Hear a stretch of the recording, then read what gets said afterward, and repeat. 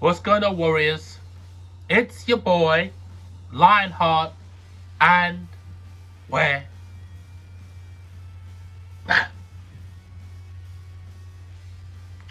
Look, man, we're not going to waste any time. We're going to get into it. Once again, I'd like to say thank you to everybody for watching, sharing, subscribing. I appreciate you guys, man. It means a lot to me. And, yeah, man, I'm just going to keep doing this thing, man. Keep pushing forward. You guys are still liking, sharing, subscribing to my videos, comments, which makes me know that you guys are still here watching, and I appreciate you, man. So we're going to keep on going. I want to talk about the disaster that is the Suicide Squad. I don't understand it.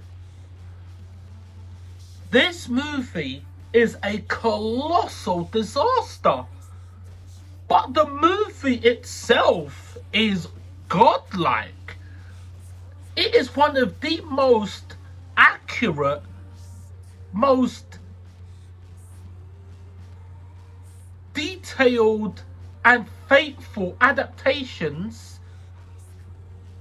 interpretations of a comic book movie ever.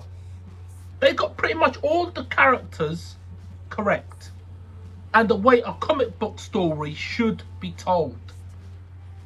Yet nobody watched the movie. Hardly anybody went to watch the movie. But I think I have some answers. So let's get started. When I first saw the trailer for the Suicide Squad, there was a 0.03% of me that was remotely interested. And there was a 0% chance of me going to actually watch the movie, because the trailer didn't look that great. And the C virus is not going to let me go to the cinema. I'm not doing it, right? So that part of me said, okay, I get it. I ain't going to watch it. But then it's coming out on HBO Max, and I have VPN. So the door is open for me to get HBO Max and watch it. Yeah. That's my in. But in terms of the cinema, no one went to go watch it. And I said, I get it, but to this degree is nutty.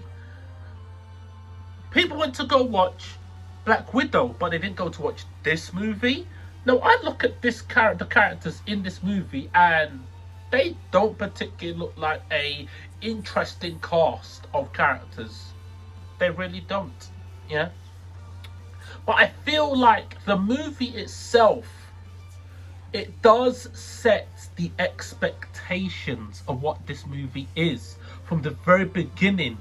When the character, I think his name is Savance, yeah, he kills a bird in the very beginning of the movie. Although the bird, one of the bird's race or whichever, does get revenge on Savance, because because Savance dies in the beginning of the movie. His head gets blown off by Waller, and then a bird just flies into his body and actually picks the meat out of his blown off head, right? So there is a little bit of revenge there, but still, they set the stage by killing a bird at the beginning of the movie, right? And then you look at the first movie, and you look at because there's two Suicide Squads in the beginning of the movie, yeah? And the first Suicide Squad, they look dumb. They look like this is the movie that I'm going to watch with this? I don't really want to watch it, yeah? To be honest with you, they all die. They don't look good. I mean, some of them look like they are dressed like bad guys, professional killers, but their attitude and their look is just not professional. They all pretty much end up dying, except Flag and Harley. Yeah, they're the only two that actually survive, right?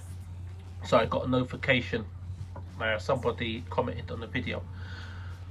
They're the only ones that kind of survived. Well, they did survive the first mission, or the distraction Suicide Squad.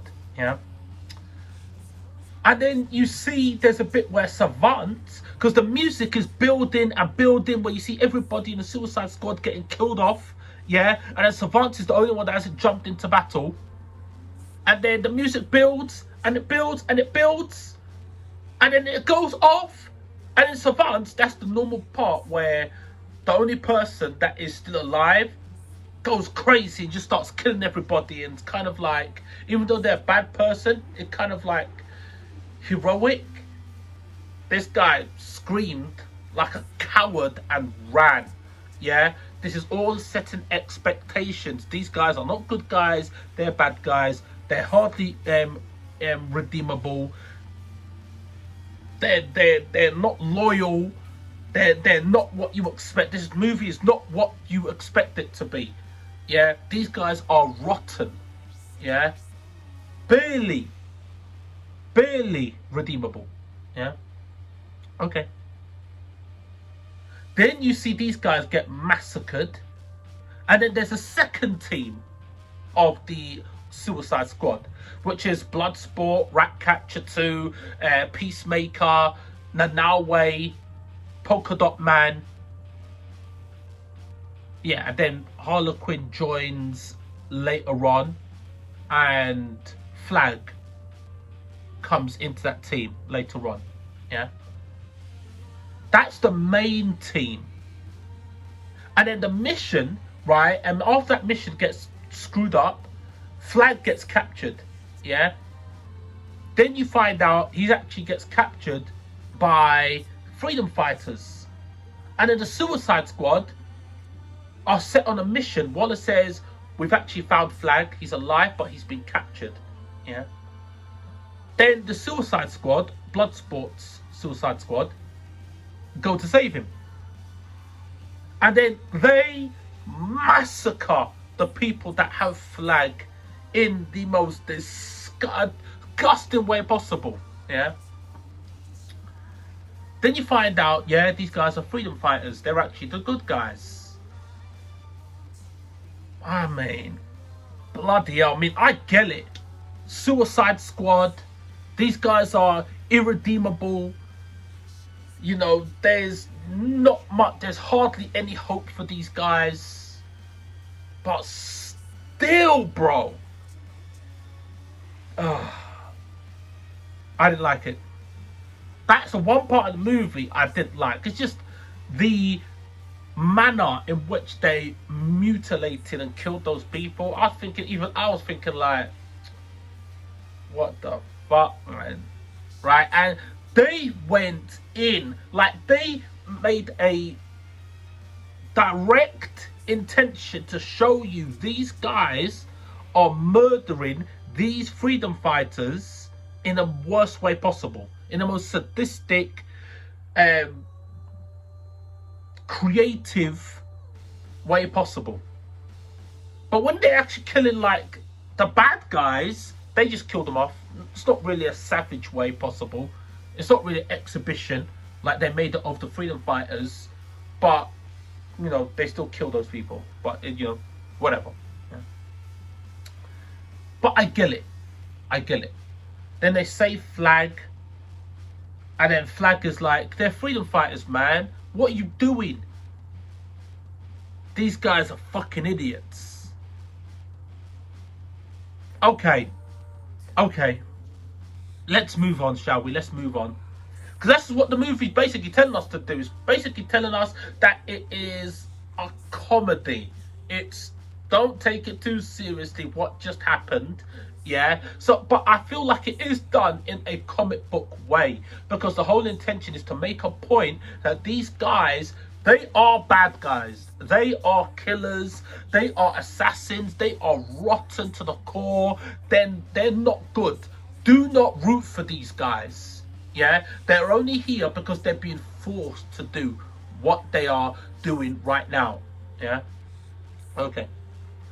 Then there's this part where Harlequin has been captured as well, but she's been captured by the actual bad guys, and she kind of gets her own little solo mini movie. Yeah, and it's pretty good actually. I like it. Now, this shows me that they could actually have done a good Harlequin movie if they really wanted to, because this felt like an evolution of Suicide Squad, like the first Suicide Squad movie, right? That David Ayer directed.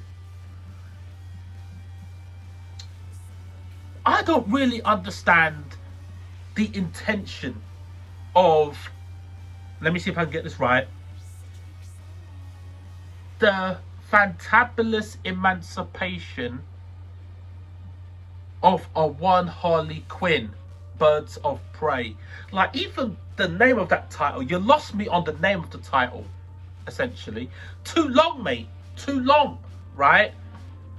This is Harlequin. She went in. She properly did not care. And then the guy that captured her, basically, he was going to make her his wife and all this type of stuff, which is kind of weird in a way, because, you know, with all this type of stuff that is going on in the world, you know, with like Me Too and, you know, empowerment and stuff like that, it's strange to put Harlequin in the role of a victim that actually starts to fall in love with the guy that has captured her and is essentially forcing her to marry him. But I don't know, it's Harlequin, right? This is Harlequin we're talking about, and she shows how much of a psychopath she is when the guy's basically saying, yeah, you're my woman, you know, love you off, you're my queen to me and my people. Yes, it's you. And as he's saying that, if anybody tries to oppose me or says a bad word against the president, I'll slaughter him, right? And then when he turned his back after he had sex with her, or whatever you want to call it, he turned around and she shot him in the heart. I knew it. The moment he turned around, I was like, you turn your back on Harlequin? You are either stupid or extraordinarily brave. I would go to the side of stupid, yeah? Because she's a psychopath, she's a maniac. You cannot trust Harlequin, even if you're on the same side as her. Yeah, she is dangerous. She is triple S rank danger, right? He turned his back. She shot him in the heart, mate, with zero hesitation.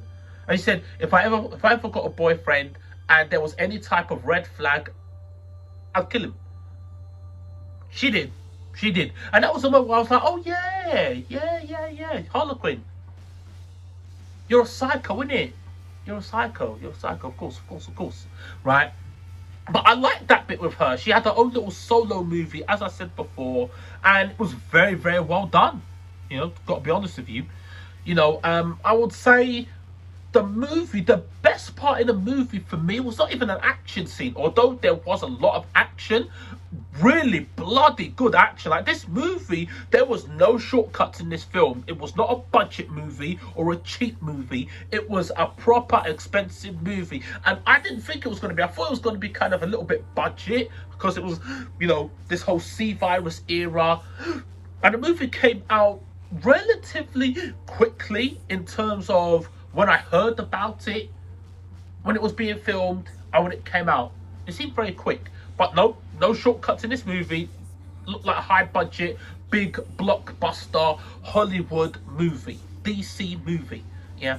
The best part of the film was the part with Ratcatcher, when they were in a bus, right? And Ratcatcher 2 was talking to Bloodsport, and Ratcatcher was talking about, you know, his past, where his dad used to put him through like crazy mental torture by locking him in a barrel with a bunch of hungry rats, and that's where his phobia of rats comes from. And Ratcatcher was telling the story about her dad, you know, and saying that, you know, the reason that the dad chose rats, you know, to look after and take care of is because rats are the most despised and looked down upon creatures. But if they can be given a chance, then anybody can be given a chance, right? And her story was actually really bloody nice, man. And then she said to him, Bloodsport, in typical manner, yeah, you know, that has always been the narrative in Hollywood, is that a man will protect the lady, yeah. He says, I'll protect you. But then she said, no, I'll protect you, yeah. So I like that. It was the, we'll take care of each other, man. We're both teammates. We're both here because we could do the job. Let's do it together, you know. So I like that, the way he says, I'll make sure you get out of this alive. And she says, I'm the one that's going to protect you, right? So I like that whole scene, right, on the bus that was being driven by Milton, because they were driving to find this, I can't remember his name, I call him the brain guy or something like that, yeah, but they will go with that guy essentially to get into some place called Jotunheim. I don't know how to say that word, yeah, but there was like this facility where they're keeping like a kaiju boss, basically, and it's being funded by the Americans, but America doesn't want to have that type of skullduggery experimentation done in America, so they're doing it in that country that it's being done in. I can't remember the name of the country, yeah. And they travel there, right? And then, but they have to make a stop off first, because after they've saved Flag says, we got a new mission. Harlequin's alive. Then they go on a mad mission to go save Harlequin. But Harlequin don't need no help. She slaughters everybody. She kills all the soldiers on her own. This is the Harlequin I wanted in that Birds of Prey movie, bro. If this type of stuff was in that movie, this movie would have been a success, man. They came in all to save her, and she didn't need no help. She's killed every single one of those soldiers on her own, bro. And the action that Harlequin was doing was godlike, and it was all believable. And there was blood, and she was using like a bloody machete and handguns and machine guns and AKs and what is it? It's not a spear, a javelin, right? Bro, that scene with Harlequin, where she took out the whole army in that whole building on her own, godlike. Godlike, right? So yeah, you know, we saw that bit with Harlequin and her movie, you know, basically her movie, yeah. And then after they saved her, and they got the brain guy, they went to Jotunheim, yeah? That is the place where they were keeping this experiment that Waller wanted, the main mission, essentially. Waller wanted them to destroy this facility, yeah? They go there, and when they go there, there is, the scene is like a bus is there, because, you know, Milton drives them there, and then it starts to rain. And they get out of the bus, and it's raining, and it's white, and the cinematic is godlike. It's like something out of a legendary movie, yeah?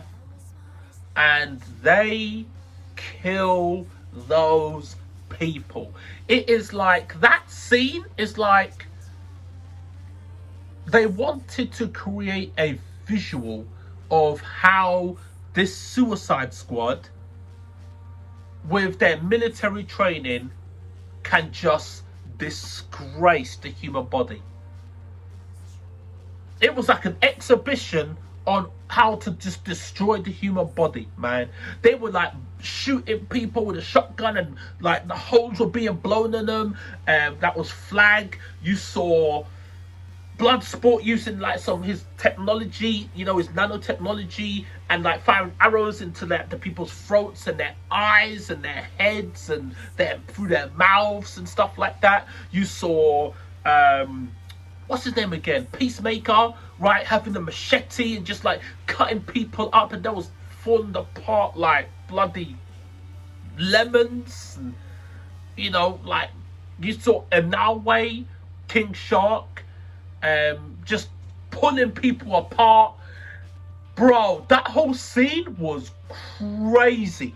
Yeah, godlike. It was godlike. But that scene was amazing, but it wasn't even the best scene of that whole area, right? But let's not skip ahead, yeah?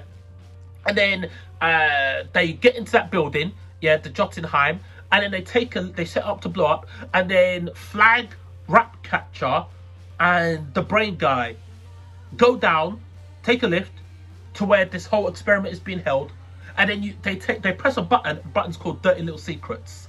I do like that.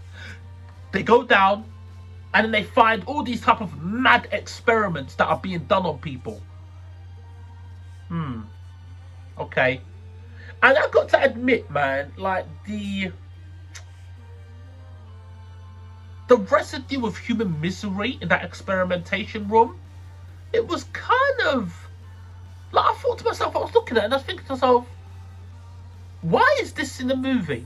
Okay, whatever, man, whatever, right? I mean, the visual was not good. To be honest with you, I didn't really want to even look at the screen, because if that was the one bit that it looked like gratuitous for the sake of being gratuitous, there was a lot of gratuitous violence in the movie. This movie earned its R-rated banner, yeah, without a doubt. But it all seemed like it wasn't too gratuitous and just for the sake of being gratuitous. That scene in Dirty Little Secrets, where you saw people's torsos, like their legs were gone, they were cut in half, their faces were pulled off, their internal organs were showing. Right, I thought to myself, why am I watching this? Why is this scene here? Right? And I know you'll say I say that, but then you go back to the scene where the Suicide Squad were killing off the freedom fighters, and it started off where you saw Inoue eat a human being whole. Now, that was gratuitous, but I don't know. It didn't seem that gratuitous to me. It's just the fact that they were slaughtering freedom fighters. That's the part that, man, you're killing the good guys and you're enjoying it, right? But it is what it is. Whatever, yeah? And then once they see that and they find out that it's an American cover-up, and then Flag says, you know what, I ain't gonna let these guys use me. I fight for my country, right? But I'm not gonna let them use me. Then Peacemaker reveals himself as the bad guy, says Waller has employed me to make sure that everything gets destroyed, and you're not saving nothing. You're not killing. You're not going to expose this to the media. You're not going to expose what America's been doing here. So just give me the hard drive, right? And then the whole thing falls down on them. The building's collapsing because of the explosion. And then Peacemaker and Flag have the fight like a godlike fight, right? And this is when and you know Flag is going to win. Flag doesn't win. He gets killed. That fight is pretty cool as well, by the way. But Flag actually dies. Bro, this movie doesn't hesitate to kill nobody. At this point, the only thing I do know, Harlequin is not going to die. That's the only thing that I know. Everybody else, they are expendable, bro. Everybody's expendable. Nobody's safe. That's what this movie showed me, yeah? Okay. So at this point, the rebellion, they had completely, they pretty much had won, like, the whole scenario that was going on with the military versus the freedom fighters. because of the Suicide Squad, yeah? And you had Peacemaker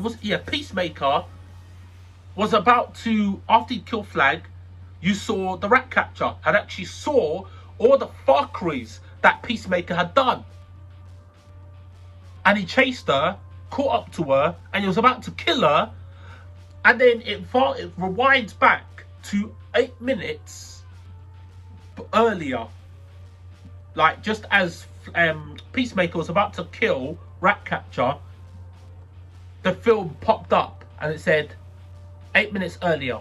And it shows Bloodsport, you know, just going through a scenario with Polka Dot Man and Inoue and Harlequin, plotting the bombs, setting up how they're going to get the hard drives and escape.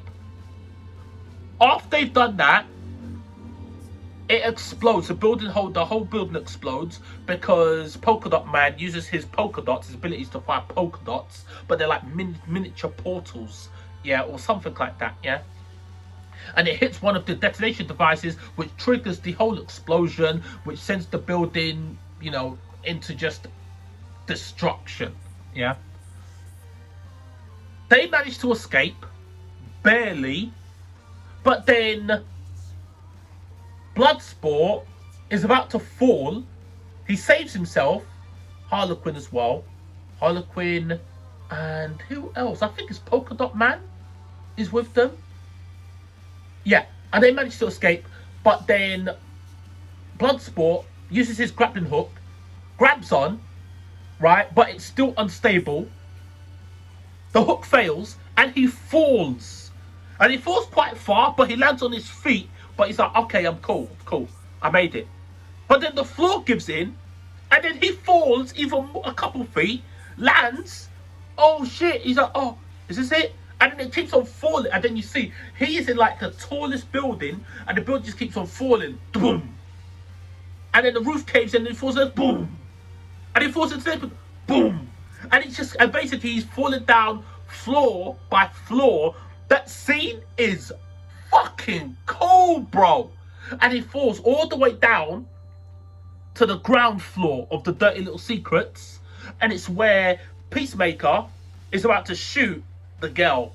And fun fact that I actually timed it, from the moment Peacemaker was about to kill Ratcatcher 2 to where it said 8 minutes earlier was actually 8 minutes real time of the movie, yeah, which I thought was pretty cool, yeah.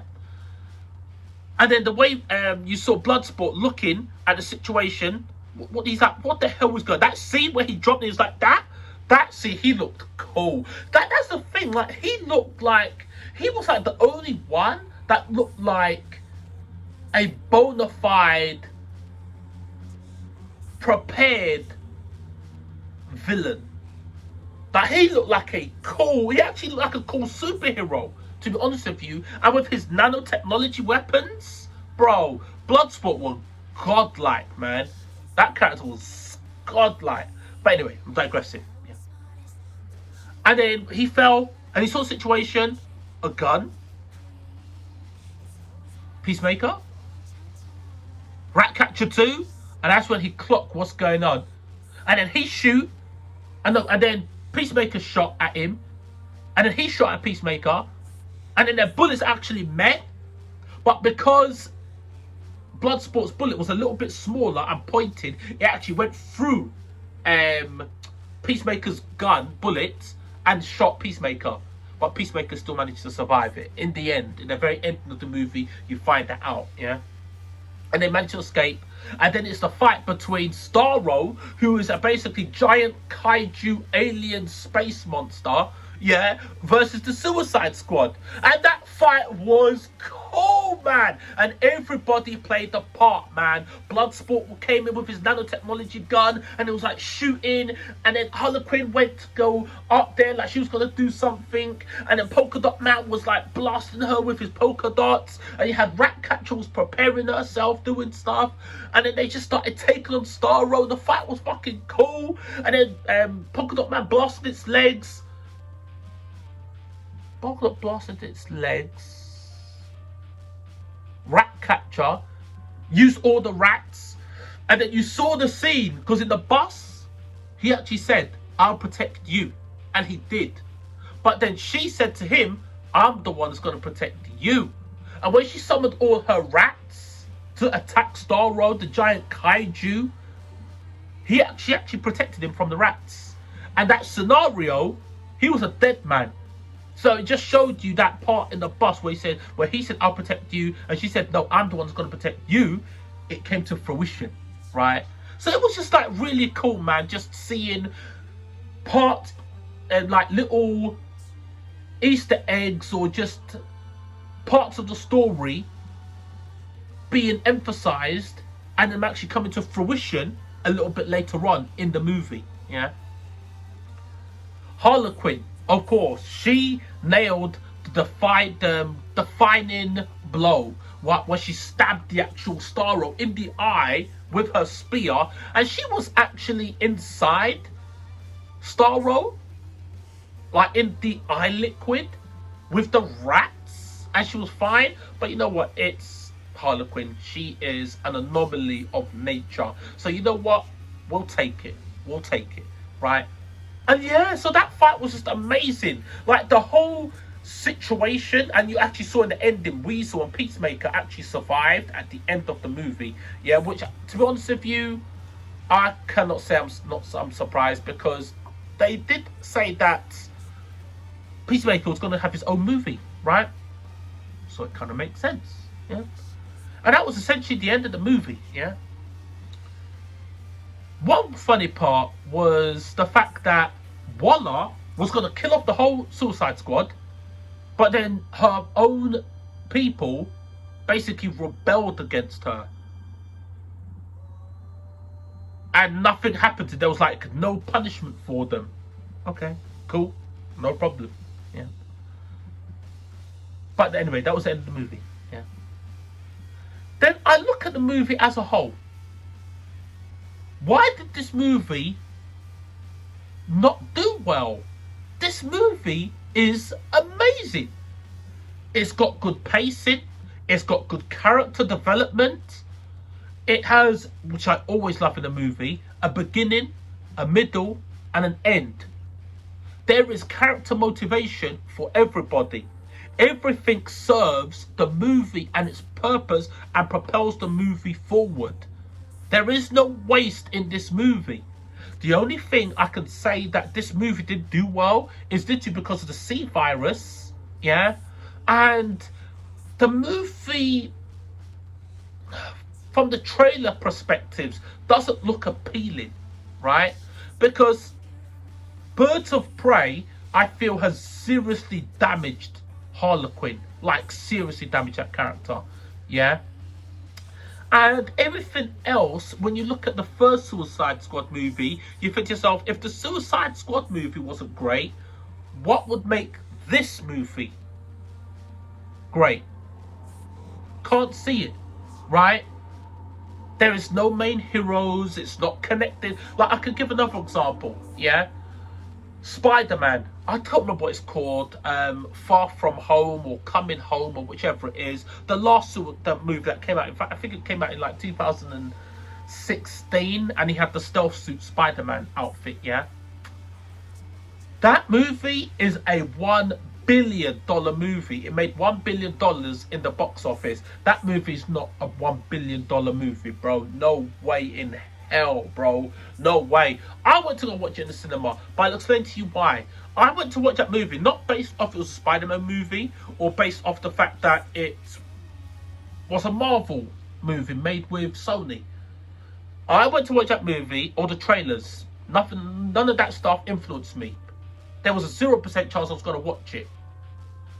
What convinced me to watch that movie was actually an interview where Kevin Feige said, if you want to know the events of what happens after Endgame, this movie, this Spider-Man movie, and Far From Home, or whatever it's called, Coming Home, I can't remember what it's called, yeah.